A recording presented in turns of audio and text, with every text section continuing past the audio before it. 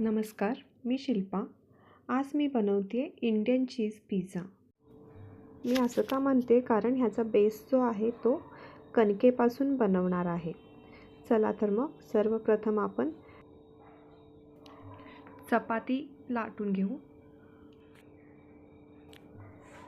चपाती लाटून झालेली आहे. आता मी त्यावर थोडं चीज घालून घेतलं आणि आता त्याला परत आपण फोल्ड करून घ्यायचं आहे आणि अजून एकदा आपल्याला त्याला पसरट लाटायचं आहे.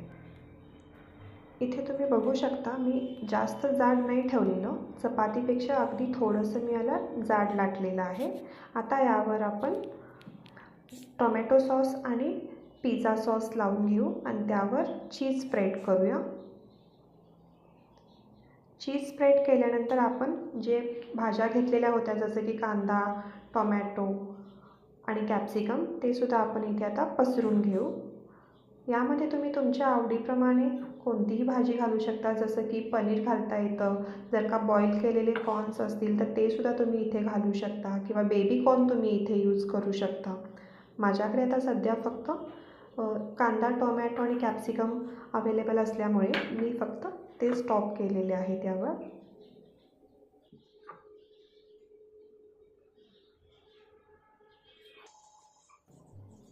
टॉपिंग्स करत असताना मी गॅसवर एक कढई किंवा तुम्ही पॅन म्हणू शकता ते मी इथे प्रीहीट होण्यासाठी ठेवलेलं आहे. इथे आपण आता टॉपिंग्स घालून झाल्यानंतर यावर पिझ्झा हर्ब्स आणि ऑरिगॅनो यावर स्प्रेड करत आहे. हे आणि ऑरिगॅनो घातल्यानंतर आपण थोडंसं यावर मीठ स्प्रिंकल केलेलं आहे.